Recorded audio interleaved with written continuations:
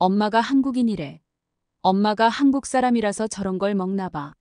매일 같이 괴롭힘을 당하던 한국인 혼혈 여성이 있습니다. 이 여성의 한국인 어머니는 당장 학교를 찾아갔는데요. 엄마는 대체 학교에 가서 무슨 일을 벌린 걸까요? 오늘의 사연 시작하겠습니다. 안녕하세요. 저는 엘리 킴, 22살이고 뉴욕의 유명 요리 학교에 다니고 있어요. 어릴 적 저는 혼혈이라는 이유로 왕따를 당했어요. 한국인 엄마와 미국인 아빠 사이에서 태어났지만 친구들은 제 외모와 문화적 배경을 이해하지 못했죠. 그래서 학교 생활은 늘 외롭고 힘들었어요. 매일 아침 학교에 가는 길은 마치 끝이 보이지 않는 터널을 걷는 것 같았어요. 언제나 그 터널 끝엔 친구들의 비웃음과 조롱이 기다리고 있었으니까요. 점심시간이 되면 저는 항상 구석에 앉아 있었어요. 엄마가 정성껏 싸주신 김밥이나 한국 도시락을 꺼내들 때면 주변에서 들려오는 속삭임이 점점 더 커져갔어요. 저게 뭐야? 이상한 냄새 나잖아. 엄마가 한국 사람이라서 저런 걸 먹나 봐. 친구들은 제가 먹는 음식이 마치 외계 물체라도 되는 양 놀려댔어요. 그들은 일부러 제자리에 다가와 코를 막고 역겨운 표정을 지었죠. 한 번은 한 친구가 김밥을 들고 장난스레 던지며 이거 먹을 사람 없어? 아니, 먹을 수 있는 사람 있어? 라며 웃어댔어요. 그때 저는 손으로 김밥을 꼭 쥐고 눈물을 참느라 애써야 했어요. 김밥을 싸준 엄마를 생각하면 마음이 더 아팠죠. 수업 시간에도 상황은 다르지 않았어요. 가끔씩 제가 한국어 억양이 섞인 프랑스어나 영어를 말하면 친구들은 이를 놓치지 않았어요. 뭐? 다시 말해봐. 뭐라고? 이상한 소리 들렸는데? 그들은 제 말을 따라하며 흉내냈고 교실은 순식간에 비웃음으로 가득 찼어요. 저는 얼굴이 빨개져 아무 말도 할 수 없었고 그럴수록 친구들의 조롱은 더 심해졌어요. 학교 운동장에서 뛰어놀던 시간도 악몽 같았어요. 다른 아이들이 공놀이를 할 때 저를 일부러 끼워주지 않으려고 했죠. 쟤는 우리랑 다르게 생겼잖아. 같이 놀면 우리도 같은 취급을 받을 거야. 그런 말들이 오고 가는 것을 들을 때마다 저는 땅속으로 꺼져버리고 싶었어요. 외모가 다르다는 이유로, 단지 혼혈이라는 이유로 저는 친구들에게 왕따를 당했어요.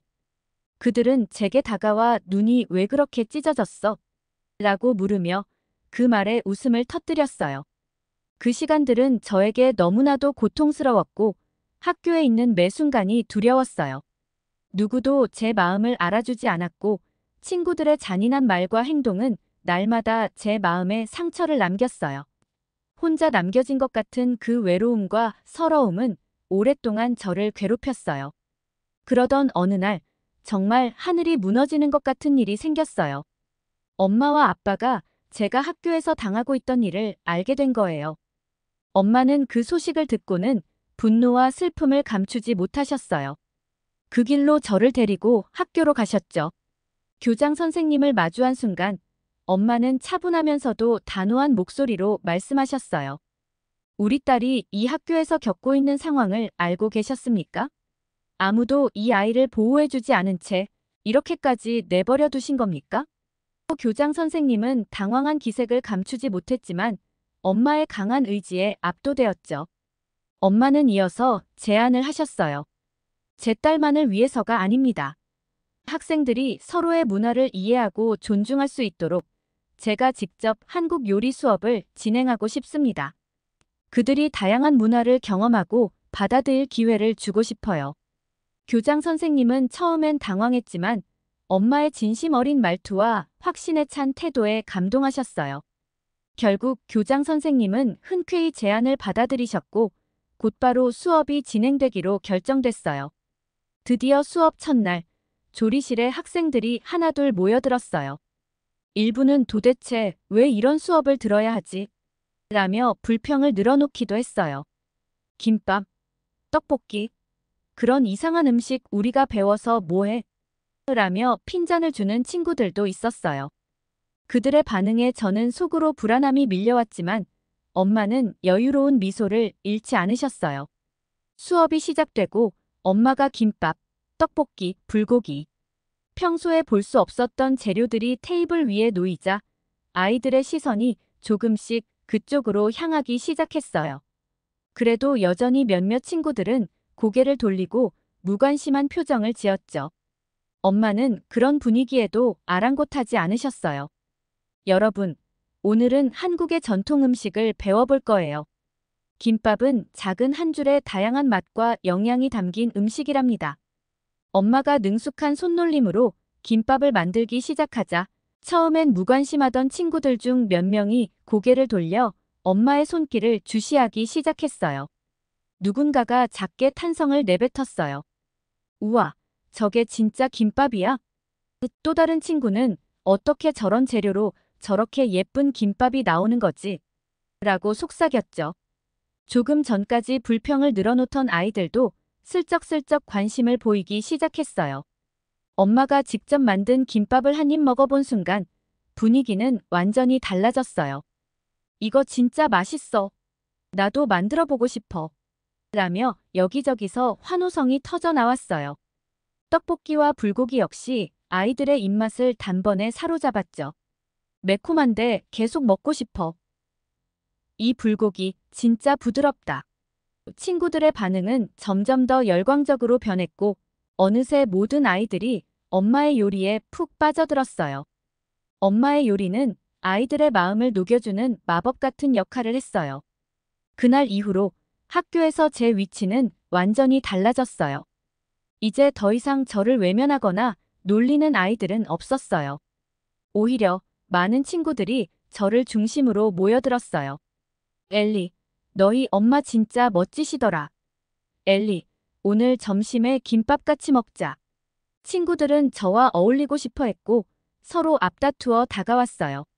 점심시간이 되면 친구들은 자연스럽게 저를 찾아와 함께 앉으려 했고 예전에는 상상도 못할 일이 벌어졌어요. 엘리, 이번 주말에 우리 집에 놀러 올래? 엘리, 넌 정말 멋져. 이런 말을 듣게 되다니 마치 꿈을 꾸는 것 같았어요.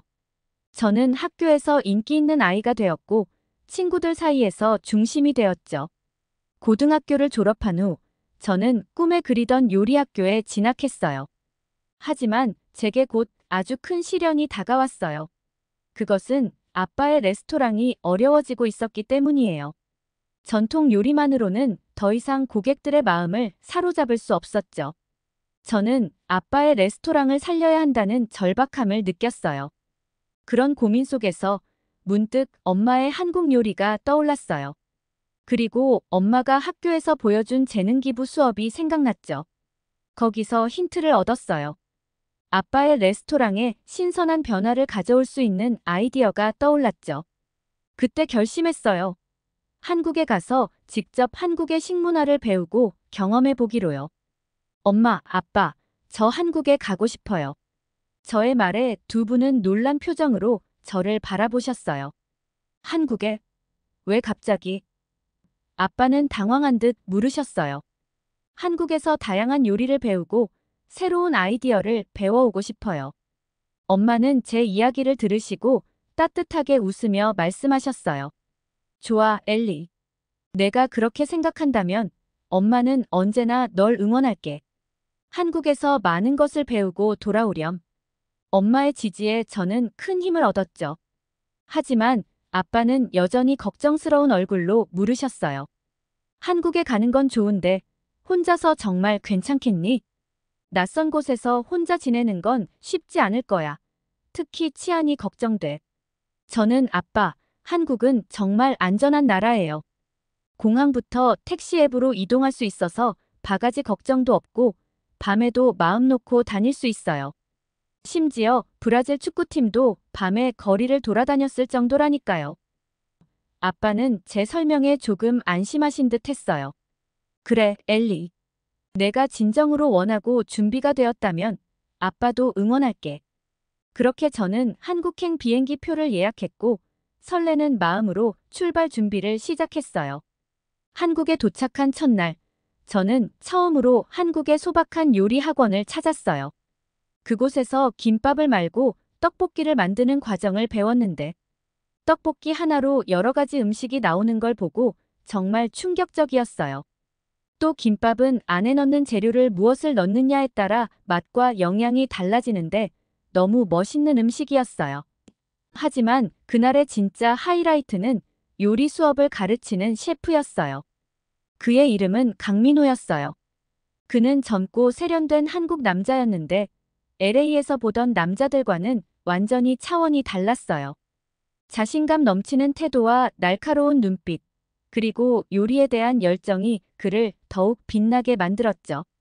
그는 하나하나 친절하게 가르쳐 주면서도 유머를 잃지 않았어요.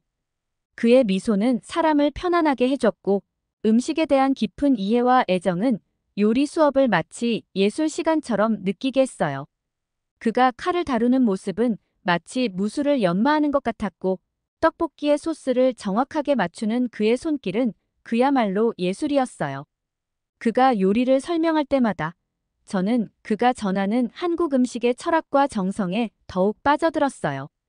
그의 존재는 그 자체로 매력이 넘쳤고 LA에서 보던 사람들과는 확실히 다른 차원의 매력이 있었죠. 그는 단순한 셰프가 아니라 한국 음식의 깊은 맛을 담아내는 진정한 예술가 같았어요. 그 후 우리는 연락처를 주고받았고 때때로 요리에 대한 생각을 나누며 연락을 이어갔어요.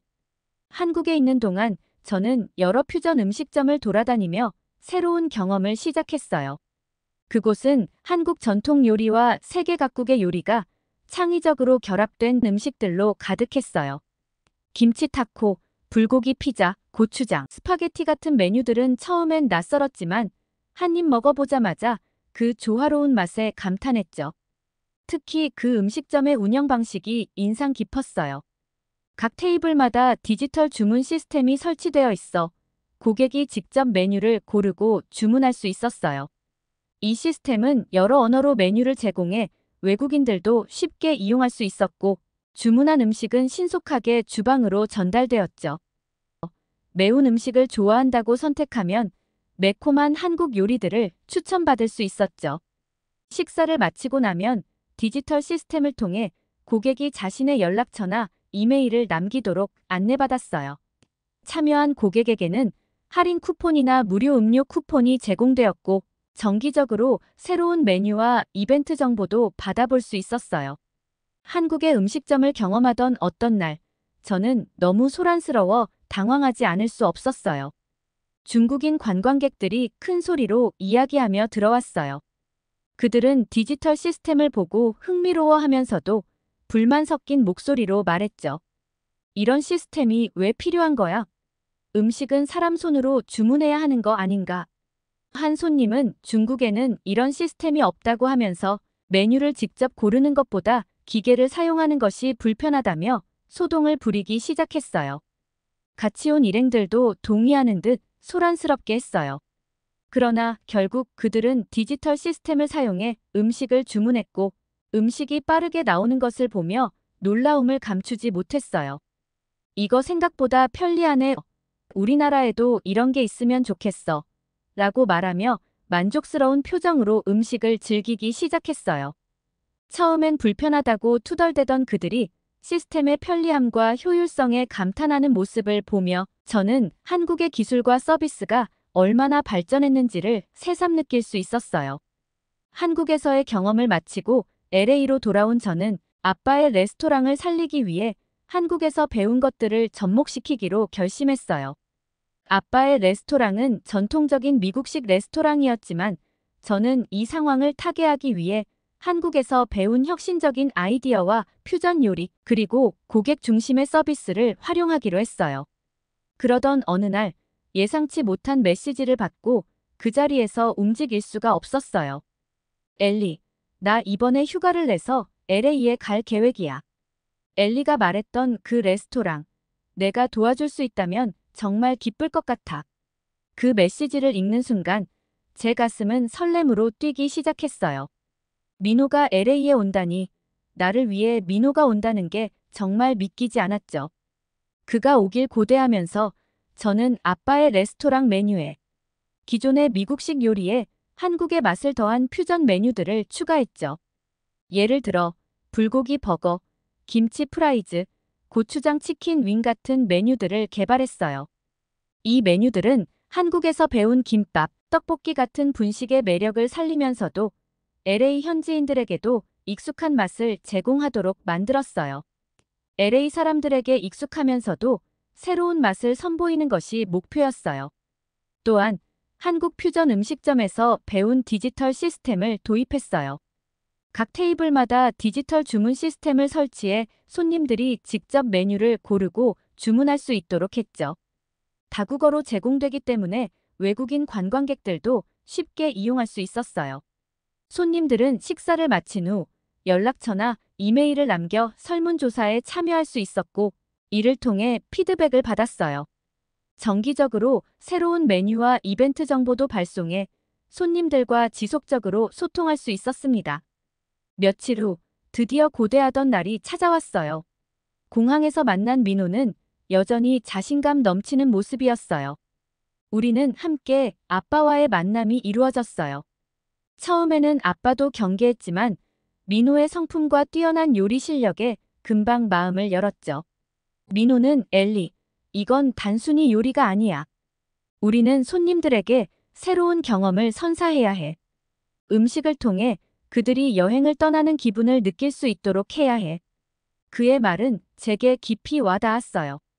그가 레스토랑에서 도와준 덕분에 아빠의 레스토랑은 새로운 활기를 되찾기 시작했어요. 민호의 도움으로 메뉴는 완벽하게 자리 잡았고, 손님들은 새로운 메뉴와 시스템에 큰 호응을 보였죠. 그의 존재는 단순한 셰프를 넘어 저에게는 든든한 조력자이자 친구가 되어주었어요. 결과는 놀라웠어요. 손님들은 새로운 메뉴와 시스템에 큰 호응을 보였고, 레스토랑은 다시 활기를 되찾기 시작했어요.